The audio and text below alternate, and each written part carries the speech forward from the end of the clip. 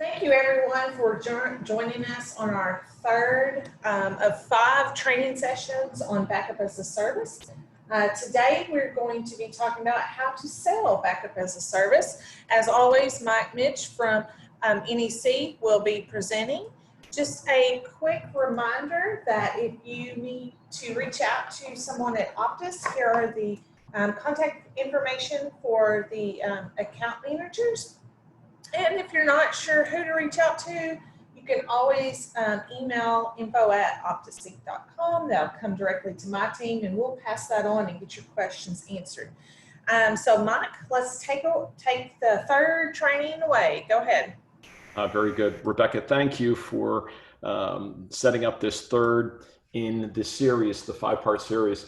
And welcome everyone to this third part for the NEC Backup 101 regarding how to sell UNIVERGE Blue Backup and Recover. In this session, we'll build on the sales tactics in the terms that we've learned and tailor the leading questions to the decision makers and the influencers that you will be engaging with and that are interested in backup as a service. So what we're going to be covering today is basically identifying the audience. We'll qualify the audience ranging from IT staff members to executive staff and decision makers. We'll try to make sure that we've got an overview on the different engagement scenarios, and note that sometimes the IT staff and the decision makers may be the same. We'll cover basically how do you change your approach based off of the competitors, and we'll also make sure that we've got the high ground positioning that allows you to move this forward against the competition. We'll also, as I mentioned, follow the leading questions. We'll determine the right sales strategy and the sales engagement. So it's important to understand the dynamics in the account and the approach to the influencers and the decision makers. Each has a unique set of issues and requirements and needs to be approached separately and uniquely. Typically, the IT staff are the influencers. There could be multiple members that fall into this category. The approach should be to find any technical issues, concerns, and most importantly, the overall perception of the current environment and what they want in the end state. Leading with the managed service proactive aspect that offloads the IT staff from constant monitoring and troubleshooting and provides a feature-rich backup portal that provides the monitoring of the service levels as well as the self-service is key. Also, identifying and approaching the decision makers is critical. You can sell all day the IT staff, but if the finance team in the organization does not have an OpEx budget, we're wasting time.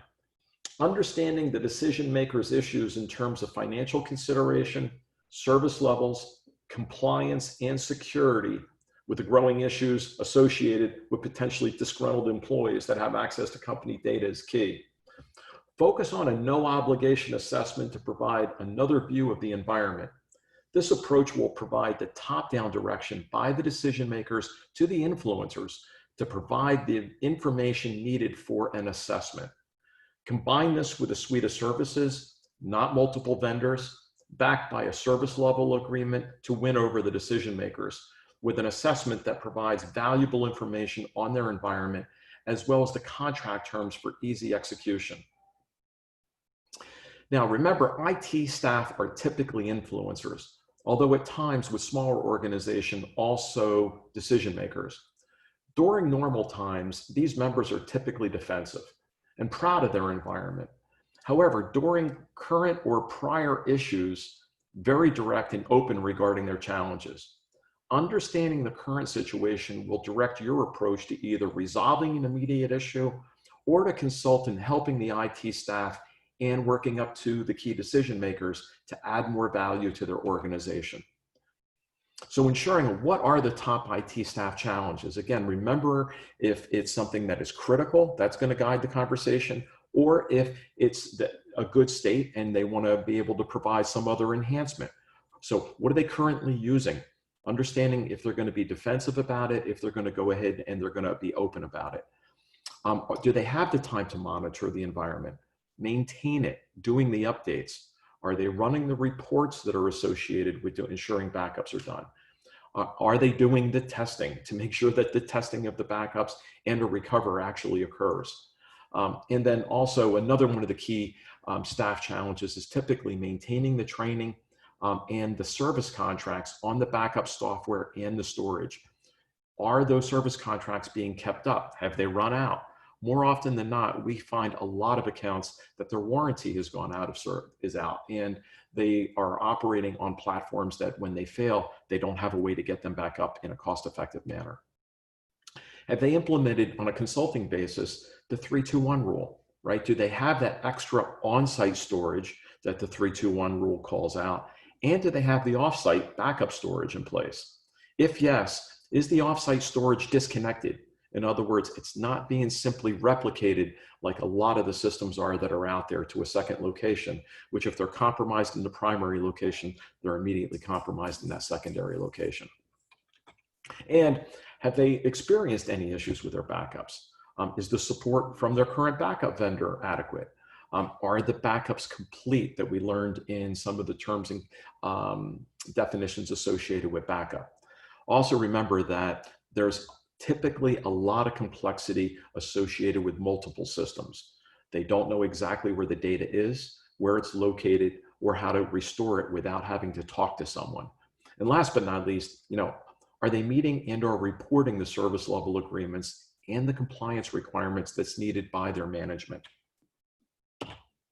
In approaching the IT staff, use the bottom-up approach to understand who are the influencers and what is their allegiance position.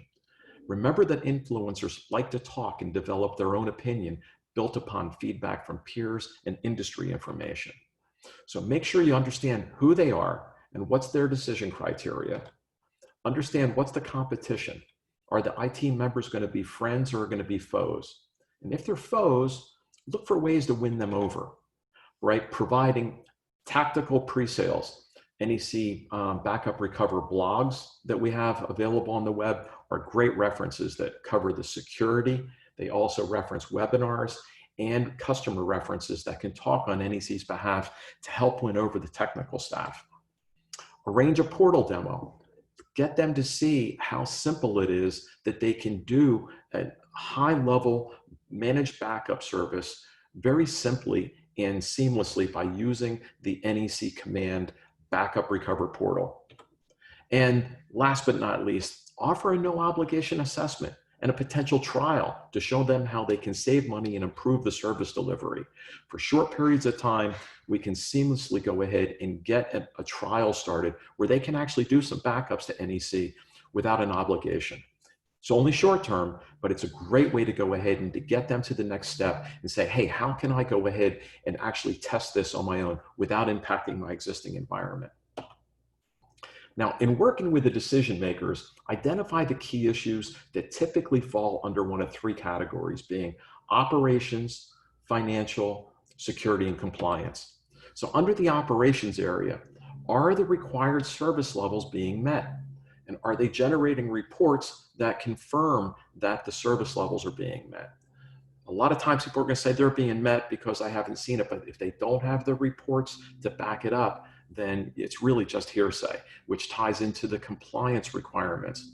A lot of these firms need to be able to show that they're doing their backups correctly, they're doing their restores for their own auditing purposes, as well as for insurance purposes, to reduce the cost of insurance for their operation. Financial aspects. Are they supportive of an OpEx model? That's real important, as we mentioned earlier. Did they buy a lot of equipment, and is that equipment and the maintenance costing them a lot of money, right, for that support infrastructure? Does it have high cost? Also, is there a technology refresh on the horizon? There's ways that we can look at on the technology refresh that they would be spending to move them into the maintenance and to do maintenance, using the maintenance budget to be able to drive the managed service for backup. Also, another key point on the financials is if they're using cloud storage, is that storage uncontrollable, growing in an exponential fashion, and are the costs controlled? Remember that a lot of the cloud storage providers that are out there that just provide cloud storage, they make it easy to get in. They make it very difficult to get out, and they start to lock you in. And then last but not least is the security aspect. And given a lot of the market information and the growing aspects of the insider threat, for the executive management, it's also important to understand that they have somebody that is following all of the compliance requirements and has the security approach in place to ensure that even if they have their own staff, they cannot contaminate the data. They can't get to the issues. So even though they have their own staff, that could potentially be a problem. Using NEC and the backup recover suite can help alleviate that insider threat piece. And last but not least, under the security aspect is that audit. We're providing the audits. We're providing the audit information, the SOC audits, the data center audits, the level of information that's needed for virtually any aspect for compliance purposes, ranging from HIPAA compliance all the way through to financial services for the FCC. So there's ways that we can do that across the board, as well as even for smaller organizations from that standpoint that just simply want to know that their compliance is being done, which again reduces the financial impact on their insurance. So let's look at the top-down approach for the decision makers. Providing decision makers with a no obligation guidance is always a great way to proceed. The NEC assessment questionnaire helps to provide the direction to the IT team to secure the information required to generate the assessment and provide the following benefits. First off, we find when we go through this that they're in the landscape, that they have inventory of applications and or software that is not being used. And more often than not, one of the values in going through this assessment is they're able to decommission and actually save money in certain instances and release resources as a very good way to go ahead and help their organization. That's a benefit that comes out of just by going through the assessment. Another benefit is the financial cost. Our financial cost will show them what's the difference between their operational expense and using the operational expense with NEC from that standpoint. Also, we can take into consideration the cost of the infrastructure if they've purchased that equipment and where are they in that purchase cycle. So financial, there's a cost comparison benefit for the executives. As another point of reference, because we can get an idea of what the environment is, we can also provide some direction regarding security vulnerabilities. Are they doing the proper replication? Is the storage disconnected? Is the number of people that have access to the data limited?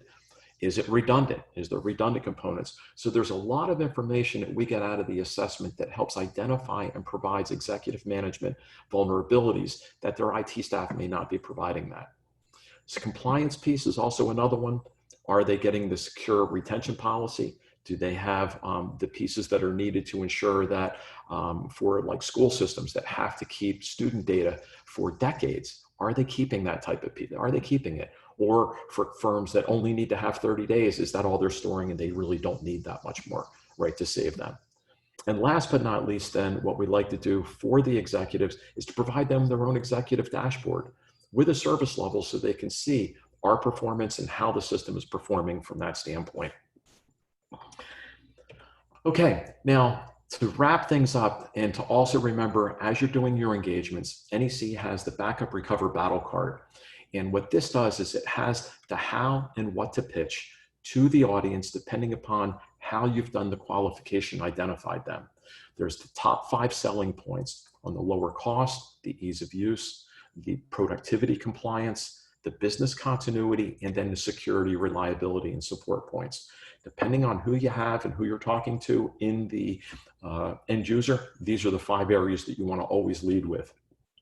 You also then want to get into the consultative approach. What are the best practices on the 3-2-1 rule? Are you meeting the compliance and the reporting pieces? And then last but not least, that proactive action and support, making sure that they're getting that 24/7. And always go after the high ground positioning of NEC. There's a lot of vendors that you're going to run into that are in the accounts that are only selling appliances. They want to sell the appliance, they want to walk away. Again, they're not a vendor that has a full suite of services. that are well beyond just buying the only general storage that's in place, and well beyond the consumer grade based platform, getting the benefits of enterprise class at a consumer price point. So always making sure that you're following through on that competitive high ground positioning. And you can find that backup and recover battle card in the Anytime portal under the backup recover section in Sales Tools. And with that, I want to thank Rebecca for this time in this third part series. And if you have any questions or anything, as Rebecca mentioned, please bring it back to your Optus staff, and NEC is here to support you with any webinars or engagements or questions that you have with your customers. Thank you very much. And we look forward to the next fourth part series next week.